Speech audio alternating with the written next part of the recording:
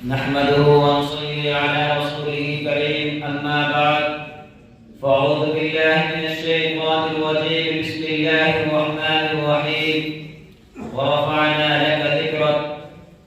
لاکھوں سلام اس آقا پر لاکھوں جس نے جوڑ دیے لاکھوں سلام اس آقا پر لاکھوں جس نے جوڑ دیے دنیا کو دیا پیغام سکون انسانوں کے رخ موڑ دیے اس محسن اعظم نے انسان کیا کیا نہ دیا اس عالم کو اس محسن اعظم نے انسان کیا کیا نہ دیا اس عالم کو دستور دیا منشور دیا کئی راہیں دی کئی موڑ دیے حضرات میں حضور کی شان کو ایک نئے انداز میں آپ کے سامنے بیان کرنا چاہتا ہوں میرا دعویٰ ہے کہ جس چیز کی نسبت حضور کی طرف ہو اس کا مرتبہ کوئی نہیں پا سکتا حضور کی نسبت اگر زمین کی طرف ہے تو زمین زمینوں سے اعلیٰ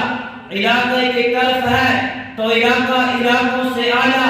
شہر کی طرف ہے تو شہر شہروں میں اعلیٰ مہینے کی طرف ہے تو مہینہ مہینوں سے اعلیٰ افراد کی طرف ہے تو فرد فردوں میں اعلیٰ جس چیز کی نسبت محمد مصطفیٰ کی طرف ہو گئی وہ چیز دنیا میں سب سے اعلیٰ بن گئی یہ سب کچھ محمد رسول اللہ کا کمال ہے حضرات آسمان سے 4 کتابیں نازل ہوئی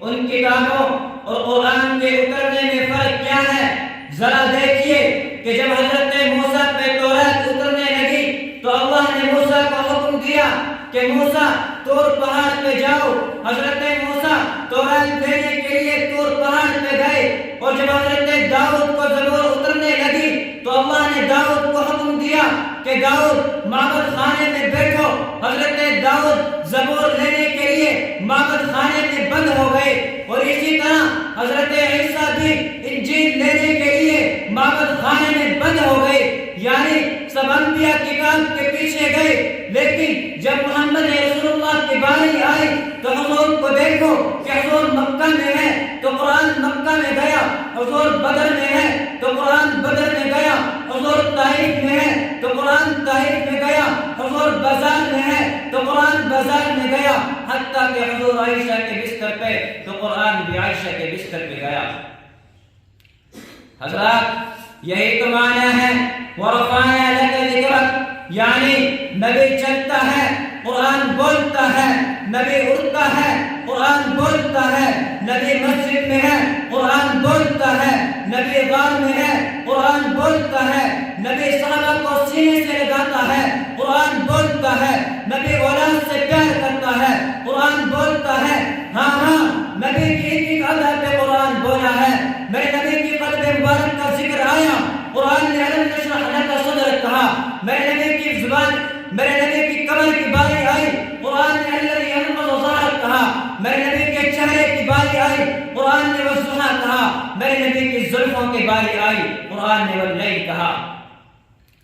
اے پیغمبر میں نے تیری ایک آداب پہ قرآن اتارا ہے کیوں اس لیے کہ تیری وجہ سے مکے کی گلیوں کو بلند کیا گیا تیری وجہ سے مدینہ شہر کو بلند کیا گیا تیری وجہ سے صحابہ کو اتنا بلند کیا کہ قیامت تک کوئی ابدال کوئی ولی کوئی قطب آپ کے قدموں کا مقابلہ نہیں کر سکتا اس لیے کہ جو تیرا صحابی بنا وہ بھی کائنات میں سب سے افضل بن گیا میں اپنی تقریر کو اس شعر پہ ختم کرتا ہوں کہ تاریخ اگر ڈھونڈے گی ثانی